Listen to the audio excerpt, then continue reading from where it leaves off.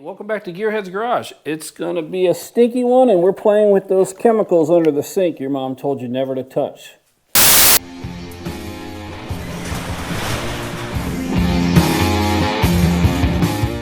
So before we go crazy busting out all the chemicals your mom always told you not to play with under the sink, let me show you what I got going on here. So we've set up our multi-million-dollar paint booth we got going on, and I told you in episode 1 that I was going for a very, very old, rusty look. Now with Florida humidity, I was able to make these rust out within probably about a couple hours or so. So I'm very happy with the way these turned out. Now we're gonna hit these with some clear coat, and I'll show you what I'm using for that because I wanna hit these really quick. I'm not gonna use the same thing for the frame that I got covered up here. But I know this is really gonna rattle probably some of the old timers that are really big into hot rodding and T-bucketing. My goal here is to actually keep the frame 100% raw. Now, not actually raw metal, but I'm gonna clear coat over the metal. It's got some nice rust going on, which I like, and I really like that style, which is gonna be the same as these here. But let me show you what it's going to look like when it's all cleared out, because the clear actually will kind of enhance some of the rust. Now, if you didn't catch the bobber build, I built this tank a couple years ago, let it rust out, nice humidity, and then clear coated it. And I love the way it turned out. And I used a type of glamour clear, which is actually going to make it look, well, kind of that new old rat rod look. Being a young guy, hey, that's what we like, right? We like the old looking stuff, but we like to buy it new. So that's the kind of style we're going for there. All right, so because we're doing raw metal, we've got to use activator. So bulldog, pit bull, whatever you want to call it. Now, I'm not a professional, so don't. If you're looking for a how-to, don't trust me. Definitely don't trust me. So we've read the directions enough. Should be good. Let that get in there, set everything up, put the lid on it. All right, let's paint. Well, let's spray actually.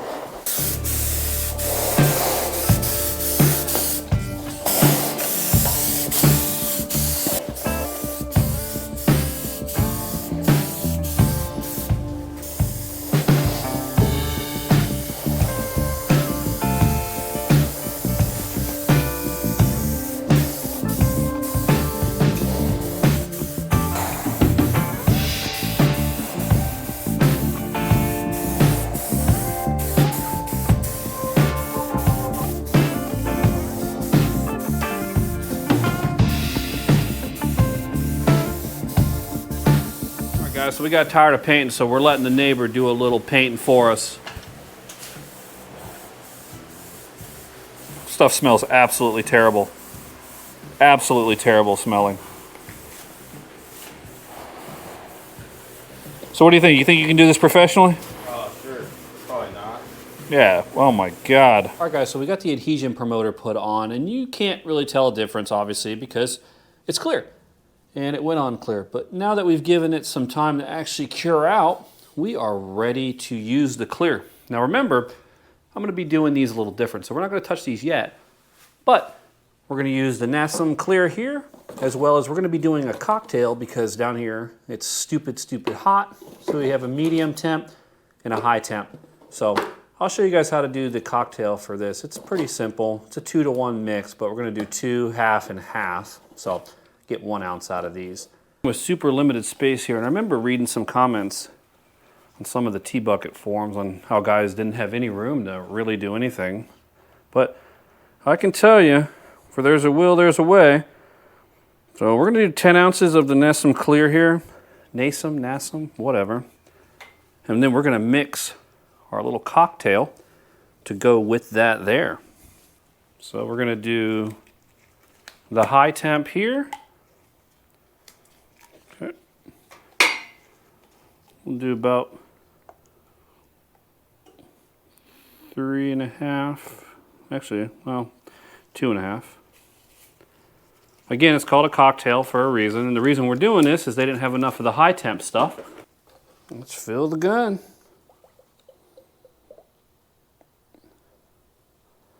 Oh yeah. So we're not doing a full load in the bucket just yet, or the hopper. See how this sprays and then check our pattern.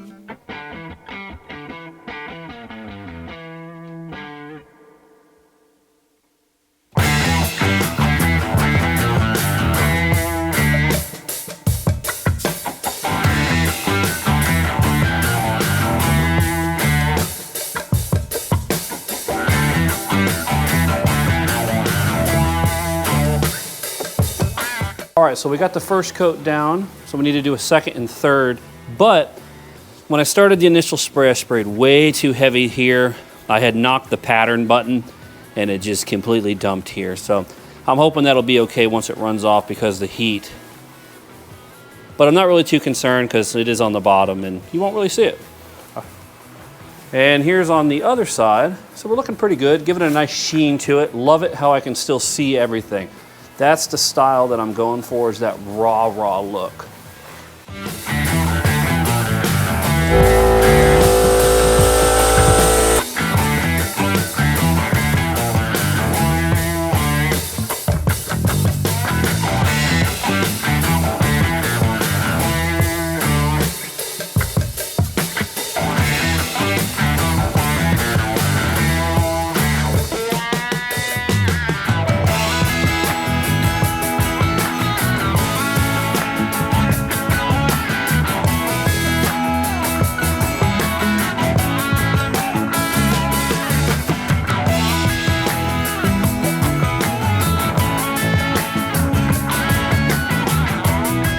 The clear coat I'm going to actually use just to hit these and some other small parts is a type of Glamour Clear 2K. About 30 bucks a can, really quick, and it has a quick activating catalyst in the bottom. The problem with these is once you actually activate it, you got to use it like immediately within about 28 to 48 hours or it doesn't work anymore.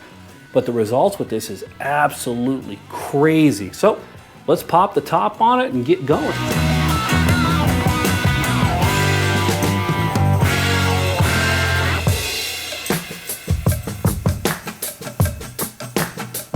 So the front end on these is really all the same. There's no change, and it just uses U-bolts. Nothing special, actually. So the first thing we're going to do is we're going to put this front end back on. Not even really sure what the name of it is called. I don't know anything about T-buckets. Like I said, I don't know what I'm doing. So if you're watching this video for reference on how to build one of these, God be with you. But this front end is super heavy, so let's see what we can do to get it up here.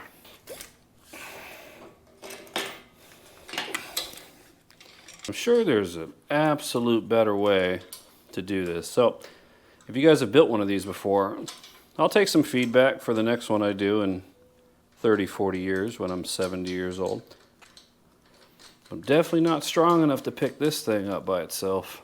So we're just going to loose fit everything, kind of get everything where it needs to be, and then we're going to set it. I remember reading in the manual that the torque for this is about 150. What?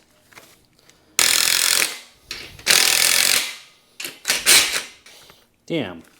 Need a deep well.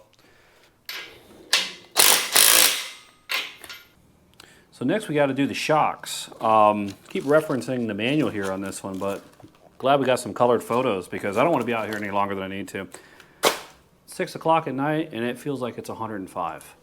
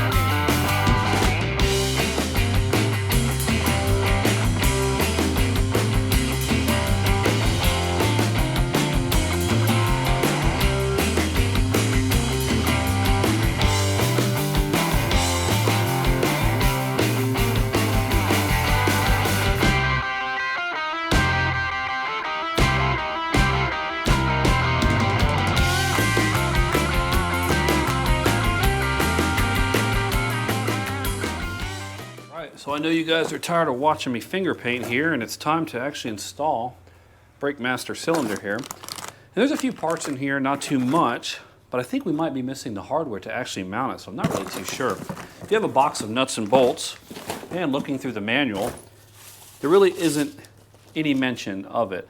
So let's see what we got in the box. Into the parts too much just yet. Actually, you know what? We're gonna need that for the brake pedal, so let's set that aside. But I think I may be missing some hardware for the brake master cylinder. So yeah, this is kind of odd. So with this, if you look at the master cylinder that comes with the kit, it's got 2 holes, looks like 3/8. So if we don't have the hardware, we're gonna have to run to the old Tractor Supply and get that. I don't have any more left over from the old bobber project, which is sitting back there. And I definitely don't want to cannibalize it. So we'll go get some bolts for that, but that pretty much bolts up right into that there, and it goes in just like this. Comes in and it pretty much mounts right in there. We can put 2 bolts in there. Master cylinder will go right here. So there's a power brake option, but yeah, we're going with the manual one. They say this is from a 68 to 75 Mustang. Not too sure about that. And there's the plunger that we'll put in as well. And then the pedal, the way the pedal will be set up, man, it looks like we need to go back, and we totally missed stuff with the rattle can there. Wow, that looks terrible. I'm embarrassed. And then there's the adapter plate there. So that'll go in just like that for the pedal, and then you can work that. But I'm going to take that off and redo that. I'm not happy. Kind of embarrassed again. Let's run into good old Tractor Supply really quick and see what we can figure out. Tractor Supply has tons and tons of bolts, and it's sold by the pound. So let's start digging and see what we can find. All right, let's see what we got here. Now I'm thinking because that's Chinese, the holes might be metric. I don't know. It's not like it's threaded, so we'll see. That's not going to work either. And then people always throw their stuff in here all messed up. That might work, the 3/8. Let's check that out again. So we got about a 1/4 inch there for the plate. So we'll grab a few of these. I think these are going to work fine. Nuts and some lock washers here. Also, this is like completely in the way. Now that we have all the right parts. So it's going to be your plunger right here. And that's just going to stick in just like that. Well, not that easy. But that'll go right in the hole there. And then this will brace up right around here. Before I had bought washers, but I have no idea what happened to the handful of washers that I purchased. So we'll figure that one out a little later. Number 7, we're using the 3/8. I did talk to Speedway on this, and they told me that they do not provide mounting hardware on the brake master cylinder because it's a universal part not made for the T Bucket, etc., and it's used for other various vehicle kits that they sell. So we'll need to get a washer on the back of that and then get those tightened up and finished out. But let me show you something cool about this because they couldn't answer this question for me. So I called them and I asked them about this hole that's in the frame down here. They couldn't tell me. Finally read the manual. That's a service hole for your brake master cylinder. Who would have thought? Man, this humidity out here is absolutely killer. So got the fan on, but you can only do so much. It seems like it's been really, really, really hot lately. How about you guys? Has it been hot near you? I mean, yeah, I get it. I'm in Florida. Florida's hot, but it's like more hotter than normal. And it normally doesn't bother me. So do a spacer, bolt, and the Vega box is threaded. So we'll get it started if we can. Let's try this one more time. Looked like some of the powder coat was actually on the threads. Well, on the box itself. So it should just go in like that. All right, let's let that hang for a second. Well, it doesn't say anything about Loctite, but we'll see. Oh, I'll need an extension for that there. So we're gonna start working on the spindles. I don't know, I think they're pretty generic. I'm pretty convinced that they're actually starting to use, well, they designed the T-Bucket kind of based on what parts that were most common. So they say these are from a Mustang 2 and a Pinto and some other various GM vehicles, but really not too sure about that. Nice little bag of parts. So let's do some reading up on these, but take a look at these. You can see, nice little protective cover on it, all good to go. It is keyed right in there, so you can see that right there. And then there's some nice Zerk fittings on each side there, so yeah, let's get these installed. You know what, let's RTFM, right? What do they say? Read the manual and see where we're at with spindle assembly, wherever it's at. There we go, front spindle. So we are using Chevy spindles. That's what we have in the box there. You have your choice of Ford and some other various ones, but it looks like we're pretty set there. So let's get set up here, but let's look at these again. Just make sure we're doing it all right. I've never put on a front end like this before, so this is new to me. See, a bag of parts. See, I grew up in the electronic fuel injection and touch screen and iPhone era. So this is all alien technology to me right here. Let's go ahead and mark this. Otherwise, we'll never, ever, ever find the hole, well, the part for the key, ever again. So, do bearing, make sure our orientation is correct. And slide that up in there. Now we do need a feeler gauge, and let's see how we're looking here to see if we even need to put a shim. We have the shims, but I don't know if we actually need them. And we'll punch it in, get it all nice and lined up there. Let's see, does it work? Heck yeah. We're gonna bust our knee on that. Lock this in place. Make sure you remind me to Loctite this later. I'm gonna have to search for it once I get the bucket off the actual workbench. That'll be good for right now. And that'll keep that locked in place. Let's leave that on there because I know I'm gonna bust that with my shin because it's so close to the door and it's getting really tight in here. So we'll do the tin cap right in there. Actually, I think it's supposed to be the other way. Tapered upside, right? And then, I can't stand these things. When they come off, they fling like 100,000 yards. All right, let's see if we can get this sucker on the first try. What do you guys think? No way, oh my gosh, we did it. Is it low enough in there though? I don't know. I don't know how I feel about that. This one should be an absolute piece of cake. Mark that, make sure we got our right orientation for our key.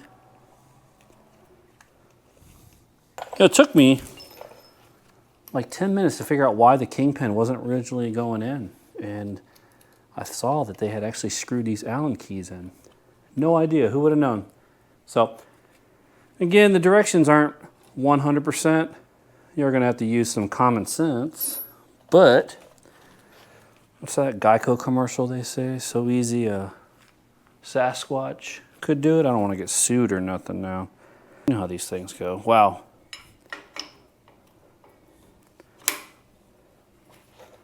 And then we'll slap our key lock in because I'm just gonna call it the Jesus bolt here.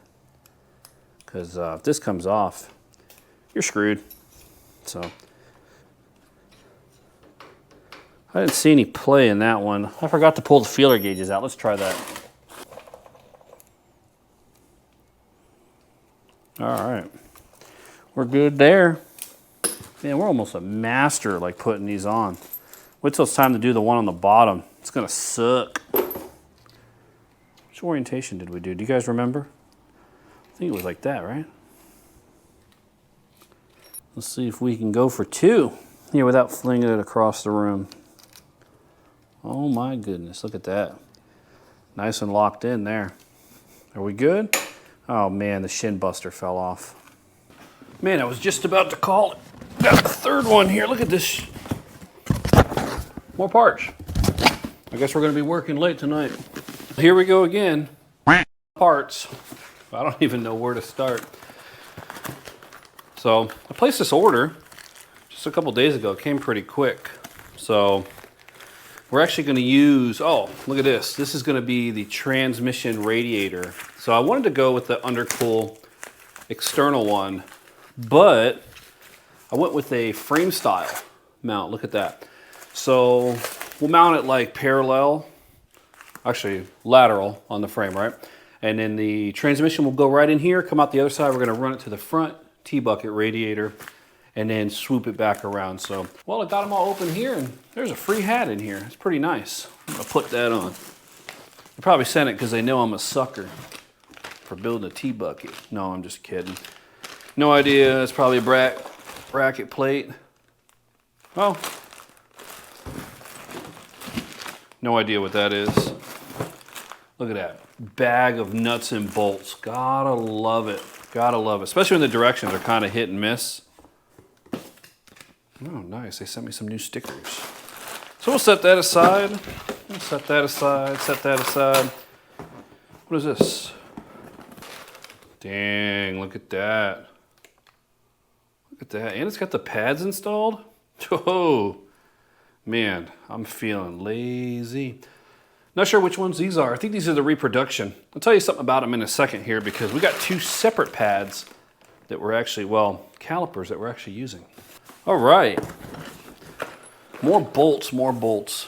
Oh, look at that. It's the brackets. So I think there's a difference. And what else do we have in here? I feel like a magician pulling this stuff out. Brake rotors. There's 2 in here. And there's more stickers.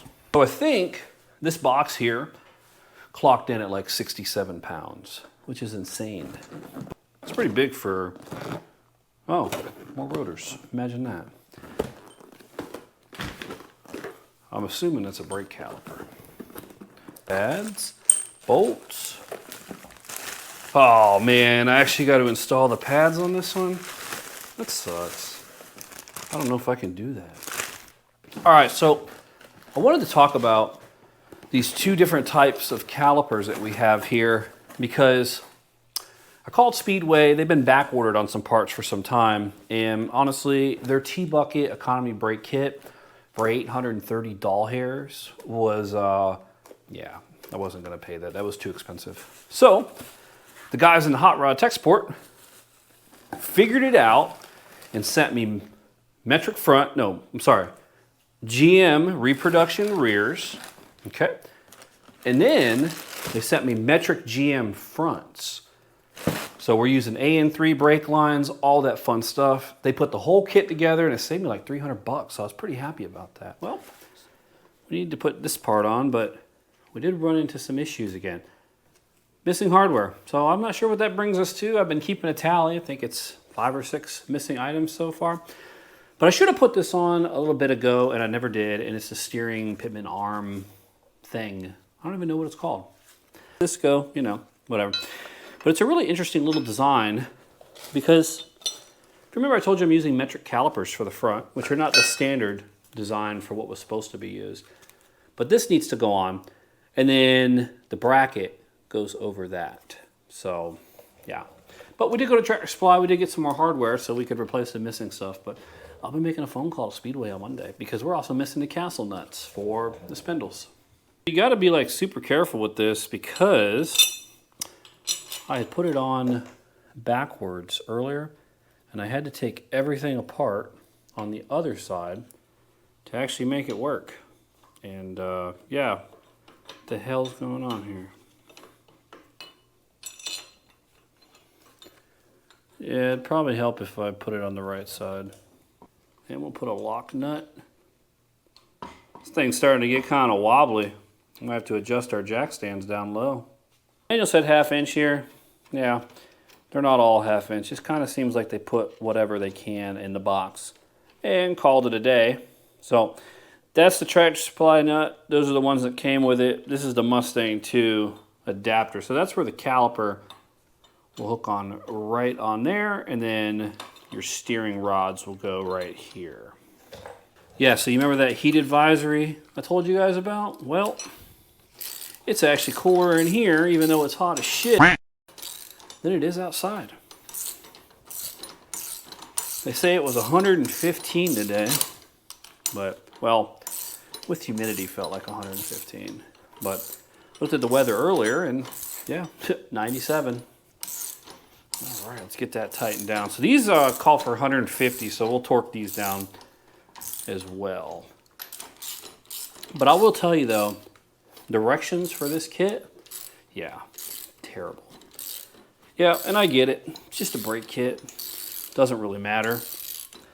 But yeah, it's pretty complicated actually, surprisingly for what it is. It's almost like adapter after adapter after adapter. And to make those adapters work, you have to look at this terrible, well, let me show you. Here's the instructions. Yeah, that ain't working for me. Damn, I almost forgot this one. This thing's becoming super heavy too. I flipped it around earlier, rolled it outside. Wasn't too bad, but once you get this brake kit on here, I ain't moving it by myself. Pretty good there. Let's remove the Knee Buster Shin Scraper 10,000 because we don't need that anymore. Yep, there you go. So it's getting super messy in here now. All these parts. So the instructions for this say remove anti-rust coating. I don't know if I'm going to have this done in a couple months. So, and I don't want it rusting out. So we're going to leave it the way it is. But the instructions said to remove the races here and install new ones, and they sent new ones over. So I punched some out on another one, and they're exactly the same. So the manual is wrong, but we do need to put the bearings in there, and I know you guys did not want to watch me pack lube into a bunch of tight holes, so I did them before. That way we can just slip it on. This should level it out and stop it from falling over, and we got to put in the little baby other bearing. So we didn't get any castle nuts. So we got to make do with what we have for right now. Oh yeah, I could go to the store and get them, but with considering the amount of money I paid on the kit, yeah, I don't think so. So the big check to make sure we did it right, it spins. Imagine that. It actually works. Brake caliper. Damn, I don't know how we're going to hold that on there without it falling off. Okay. So far, it's pretty turnkey. Not really complaining that much. Well, maybe just a little. So, it's marked right. And look, there's a Mustang logo on. No, I'm just kidding, even though they're for Mustang 2s. Get this put on. Hell, this might as well be a DIY brake caliper installation right here. How do you install brake calipers on a 1923 T Bucket? It's on the top on the other side too.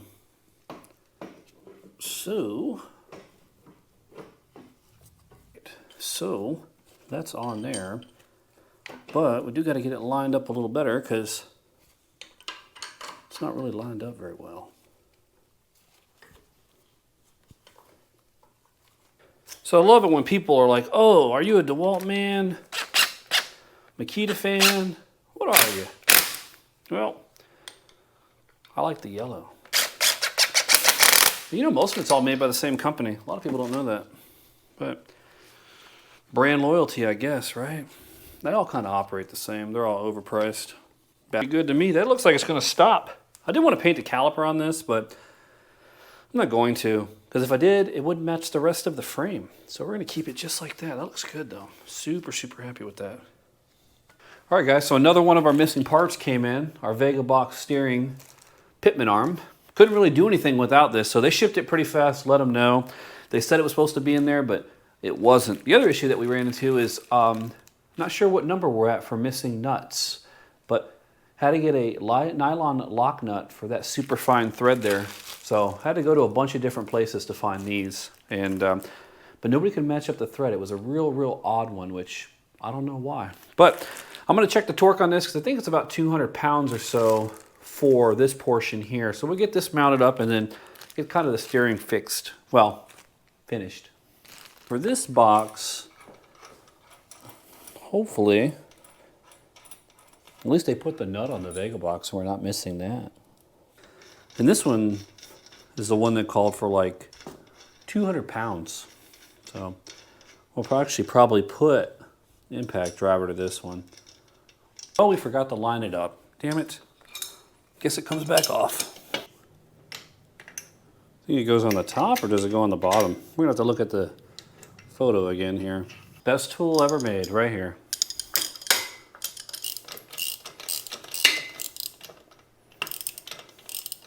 I had to take a little look at our picture book here because there was no mention on orientation on these. So I did put them on wrong. I'll own it.